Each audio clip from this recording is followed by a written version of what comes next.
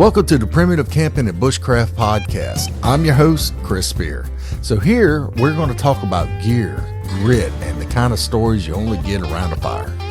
It's all about learning, adapting, and keeping your faith strong. So whether you're a seasoned outdoorsman or just looking to unplug and reconnect, you're in the right place. So pull up a chair by the fire and let's get into it. All right, welcome back to Camp Wut-Da-Heck. And today we're going to be talking all about knives, the knife you carry, and, literally when you head out camping or practicing your bushcraft or your survival or whatnot, your knife that you carry should be the tool that carries you. So before we jump in, just a quick reminder, if you haven't grabbed my book, Primitive Camping and Bushcraft, head on over to Amazon, use the links in the description of this podcast and head on over there and check it out. And you can also check out the gear and my new ebooks on my website, www.spearoutdoors.com. Everything's there with absolutely zero fluff. So today we're out at Camp Wut-Da-Heck, and it is a nice and windy day, so you might be hearing some wind noise.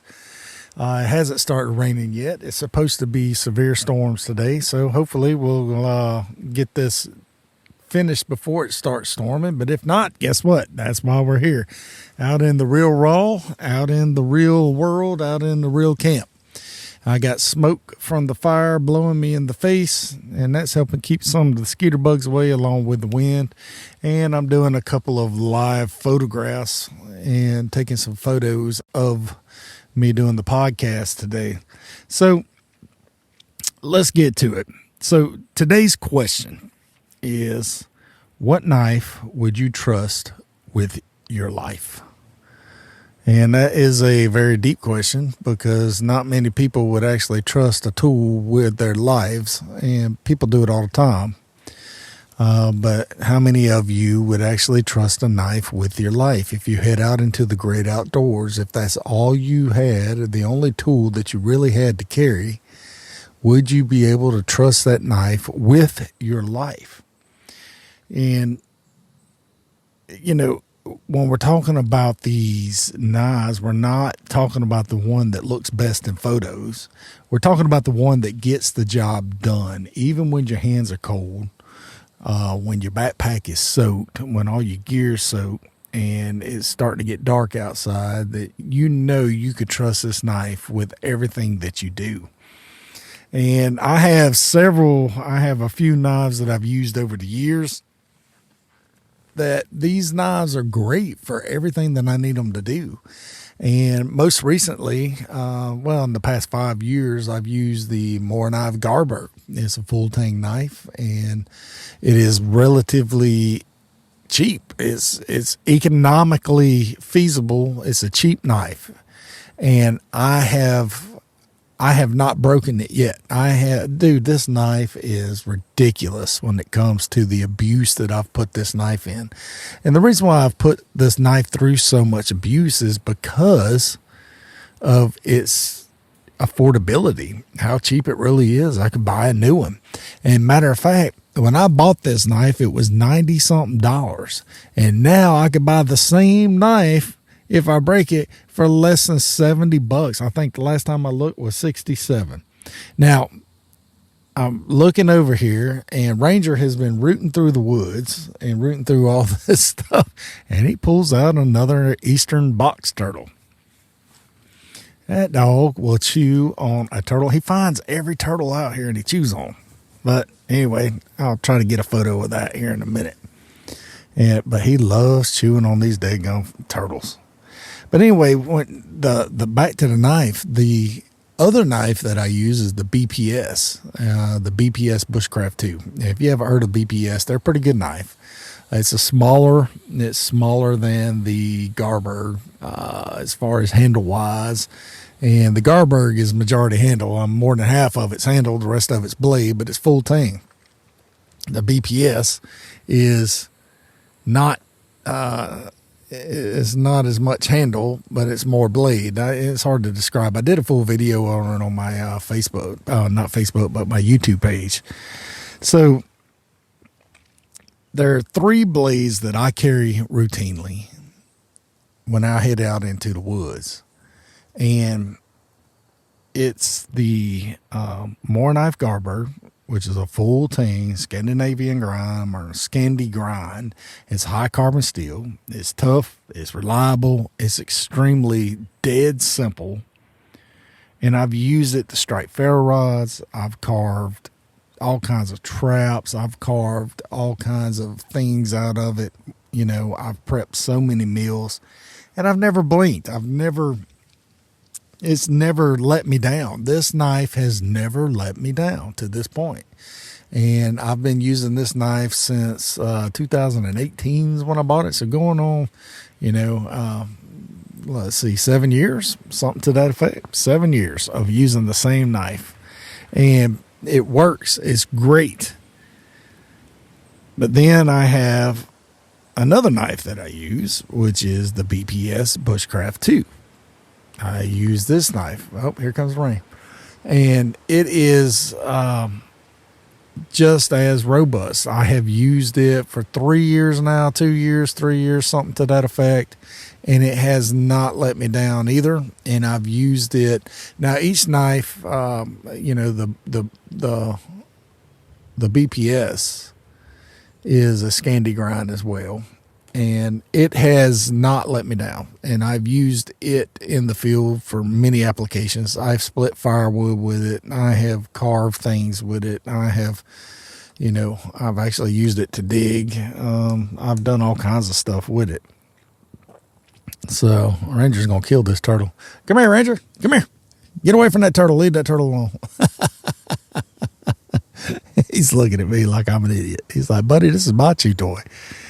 So, but anyway, the BPS is this knife, and I've talked about it on this podcast several times, is that this knife is amazing. Now, what I like about both of these knives is that they're both made out of carbon steel. They're not stainless steel. Now, I've had some situations before, and I think we'll be talking about this a little bit later in this little episode here when I get to my bullet points, is that the stainless steel knives, I've had people show up with stainless steel knives and start to use them, and they're like, look at this knife, it would cost X amount of dollars, and they use it one time, and the blade's warped, and it's like, what in the world did just happen? What in the world just happened? So I don't know. It's these two knives, these particular, I'm sure there's other knives out there that I haven't used before. I'm sure that there's some specialty knives that people make that I haven't used before. I've been wanting to try out Tony Powers, his knives, dirt bound outdoors. I wanted to try his knives, and I'll probably give his a go here next or soon and try that out. But here's a question for you out there. Do you actually use a folding knife? Do you have a folding knife with you? Do you take a folding knife with you in the woods? How many of you do? How much do you trust it? Have you ever used a folding knife as your primary knife and not a fixed blade knife? Not something to the effect of the Garberg. Have you just used the Swiss Army knife? Have you used a Leatherman? And I'm going to get into that in just a minute as well, but the Leatherman is an amazing option. So I don't typically carry, well, I do carry I carry a Gerber, folding knife. And it typically, if I'm going into the woods, I usually don't bring a folding knife with me. I usually bring just the fixed blade knife, and then my Leatherman. I might even sometimes carry the BPS and the Garberg I'll carry one or the other in my backpack while I carry one or the other on my side, on my belt. And I don't typically, there's other knives out there. There's the Morakniv, the Companion, the HD, the Companion. And, there's also cheap knockoffs of those same knives that you can get at the big box store that starts with a W and ends with a T. And right there in the fishing section, they call them bait knives, and they are 100% identical clones to Morakniv. Now, with that being said, the steel that it's made out of is probably not the same, but the knives, they look almost identical, and they're only like $3 or $4, and they're called bait knives. And I've used those before. I got several of those in my fishing boat. But, the backup blade is typically what I use is my Leatherman. And I use a Leatherman P4 multi-tool, and this thing is extremely expensive. It was $150, I believe, whenever I bought it, or 140 something bucks. And I bought the multi-tool because I was going somewhere, and I needed a reliable, good warranty on a multi-tool. And I was doing some project that I still can't even really talk about, but this multi-tool is amazing. And I've used Leatherman. When I was in the military, we had Leatherman issued to us, and these Leatherman were amazing. And I used them, when we was on our ambulance, because we'd had to have these oxygen bottles, would turn them on or off or whatever. And, we had to have Leathermans to cut people out of stuff. And boy, that wind's picking up right now. But we used Leatherman for years, and it was a different version, but I upgraded to the P4, or the free P4, or the P free 4, or whatever it's called. And dude, this thing is amazing. The saw is great. All the accoutrements to this thing, all the different blade attachments or blade accessories and stuff like that for it is amazing. It's a real good robust tool, and this thing is amazing. So it stays clipped in my sheath on the pocket. It stays there, and it doesn't go anywhere. And a lot of times I'll carry it in my backpack. I have a pocket on the side of my backpack that is for cutting tools, and then I got a pocket on the other side which I know has like cordages and stuff to that effect in it. Now, let me give you a real story. I used the BPS, and I've told y'all about this BPS knife. I've used it before, and I really liked it. Ever since it came, I've been running it through trees. I've cut down saplings. I've cut down larger trees. I've split firewood with it. I've resharpened it. It still cuts. I mean, I'm telling you, this thing is amazing. And it's just as good. Now, what I found with this BPS knife is that the blade is not as thick as the Garberg, and it's a little bit easier to sharpen, and it holds an edge just a tad longer than the Garberg does. But, I used this knife to clean a hog this past hunting season. And I typically have some different kind of knives that I've always used to skin my animals, but this time I just used the BPS Bushcraft II, and hands down, this was the best knife I ever used to skin a hog or, a wild animal with. And hogs are not the easiest critters to skin. Their skin is kind of tough, and this was a big old hog. It was about 120 pounds. It was a decent sized pig. And this knife, man, I'm telling you right now, it didn't miss a lick. I was able to make all the cuts. I made all my cuts around the joints. I was able to make my cuts through the skin. And then I was able to just go ahead and slice this thing up and dice it up and do everything that I needed to do with the hog. It was clean. Everything was well controlled. It was extremely comfortable in my hand. And that blade absolutely worked. It reminded me that performance matters way more than a price tag. And you could pick up one of these knives for $50 or less. And, you know, when it comes to stuff like that, price really does matter.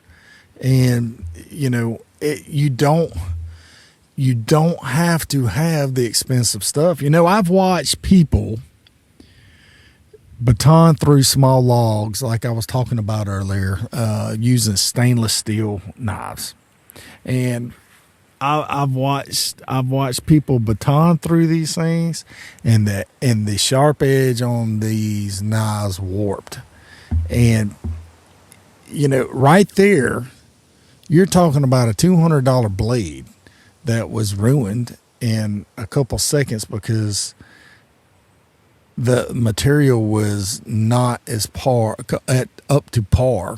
You know, it was cheaper material, but you get suckered into it because you spent $200 on this, $180, $200. And they are some quote unquote survival, quote unquote bushcraft, quote unquote camping knives out there that I'm telling you right now, these things have no business being sold as a bushcraft, survival, or camping. And so when it comes down to it, you know, test your equipment before you get out there. Run it through the paces. When you get out there, you know, have a couple backups. If you lived in the city and you are not able to get out there and test your stuff all the time, or test your stuff at home, you know, get out there with the stuff when you get into the woods and practice with it heavily. And practice hard, because if you don't practice with it, you don't know how it's going to perform. And if you really get to the point to where you really need it when you get out on a camping trip or a hiking trip or something to that effect, and it fails, guess what? You're going to wish you had something that was more robust. So, you know, a $40 knife is, or a $40 or $60 or $80 knife is, compared to some of these $200 knives that don't work. Let me tell you, dude, it can excuse my French, but it'll piss you off in a heartbeat. You know, it'll really make you upset. So, you know, being able to use your gear and make sure you're skilled at using your gear, you know, there's a huge trap in this, and I see it all the time in the bushcraft survival community, online. I see it all the time in videos, and I see it all the time in Reddit posts and stuff like that, to where, you know, there's a trap thinking that gear makes you skilled. It absolutely doesn't. Skill matters more than steel. You know, a $40 knife in the hands of someone who's practiced will outperform a $300 wall hanger every time. A $40 knife that is cheap right off the shelf of Walmart, or, you know, let's say Smoky Mountain Knife Works, or whatever the store you purchased it from. You know, a $40 knife in somebody's hands that have practiced all the time, that know what they're doing, that have done it before, is going to outperform a $300 knife in the hands of somebody that's never done a skill before. You know, and a lot of times, like I've said before, that you don't have to spend the most money on equipment. You really don't. The truth is, a knife is just a tool. You're the craftsman. And here's the hard truth. You don't need the most expensive blade. You just need the one that works. And you need to know how to use your tool. I've owned some beautiful knives in the past, and some of these knives have just sat on the shelf, sat on the countertop, because I didn't want to scratch them all up, and that's not a field tool. Some of these knives were given to me as awards. Some of these knives were given to me for different things. And I didn't want to take them out and beat them all up because it's got the nice logo printed on them or, stuff like that. So these probably could be used out in the field, but I'm not going to bring them out there to be used for that. So the blades that I trust, they are scratched up. They're dinged up. They have been run through logs. They've been run or sent through trees. The spines are all chewed up from ferro rods and other things. I've got on my BPS knife, I have a strong 90 or sharp 90-degree spine on it that I have used to get fat wood shavings from, and I've used it so much that I think some of the residue on that knife, it wouldn't come off with a steel brush, with a wire brush.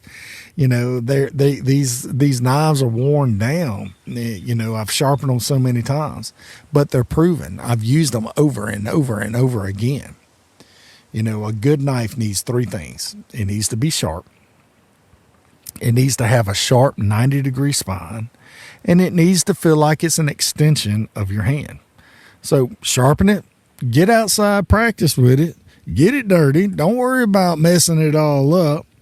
And you want that muscle memory to kick in for whenever you're using your knife, not just your muscles. So here's the hard truth about this whole thing. The knife you carry is only as useful as the skill you have with it. And that's a hard statement right there. The knife you carry is only as useful as the skill that you have with it or using it. Knives are tools, plain and simple. They carve, they cut, they slice, they dice, they dig, they baton. You beaver chew with them. You even take down saplings if you have to. And that's not always the norm, but it can happen. But they've built fires for me. I've cleaned game with them. I've made traps with them. I've cut cordage. I've made cordage. And knives have even defended lives. And one thing about knives is that they're the longest running man-made weapon in history because they work. Simply. And in the woods, what works is what stays. You've never heard of somebody getting home from a backpacking trip or a camping trip or some kind of long trip, and they're cold, they're tired, and they're hungry, and they're reflecting about everything on that trip, what they bring with them and what they'd leave home the next time. You've never heard anybody say, next time I think I'm going to leave my knife at home.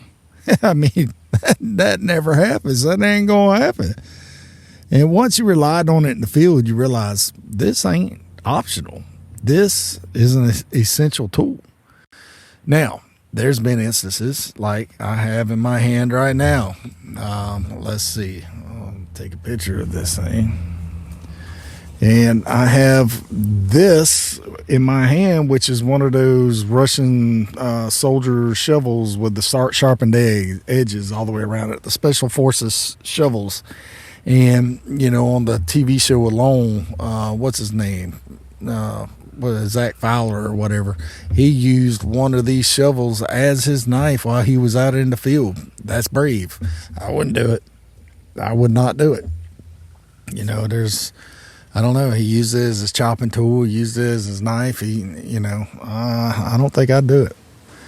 So let's shift gears for just a second. There's a verse that I lean on often, Hebrews 4:12.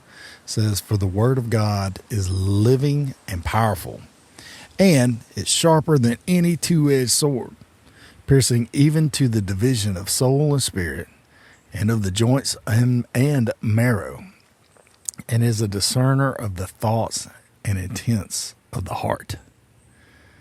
So that's not a metaphor. That is precision.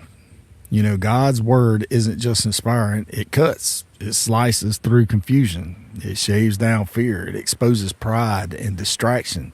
And it lays bare what is really going on inside the human heart. I've had moments where, I didn't know what direction I was going to take. Yeah, I was exhausted, spiritually dry, and I just done. And in that moment, God's word cut straight through the fog. No fluff. So, yeah, that was a food for thought, a little devotion of the day, on this podcast that, the Bible really does sharpen us. It really does help us. But as we close out on this one, I want to give you a challenge. Don't just carry your knife, practice with it. Sharpen it. And that's another thing. That's a whole nother episode right there, is about sharpening your knife. Just as the word sharpens us, just around hanging other believers and people that trust us, it sharpens us. It makes us better people. Get out there with your knife, sharpen it.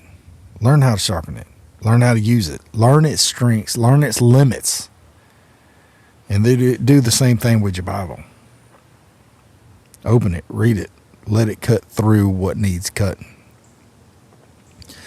So if this episode hit home, let me know.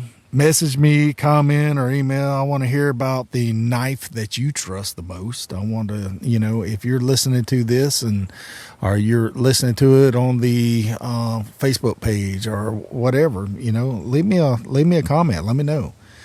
Let me know if you're using a fixed blade. Let me know if you're using a folding knife or high carbon steel or stainless, or just let me know what's in your kit. And get ready, because next episode we're going to dive into the water. I did a trip this past week, and I used a water filter. Everybody loves a Grail GeoPress. I do. I use it all the time. Trust it with my life. I've been there where that was the only water filter I had. But even the Grails, their filter starts to clog up or slow down, and you need something else. So I did a Muddy River test. I purified some water with a membrane solution straw filter, and that's what next week we're going to talk all about. So until then, keep your boots dirty, keep your knife sharp, and in all your ways acknowledge Him. Thanks for sitting around the fire with me today. If this episode gave you something to think about, if it helped you feel a little bit more prepared, or it even stirred your faith a tiny bit, go ahead and share it with someone else who might need it as well. We don't go camping to run away from life. We come out here to slow down and to recharge. So grab another log, throw it on the fire, and remember this: in all your ways, acknowledge Him, and He will direct your path. I'll see you next time. God bless you.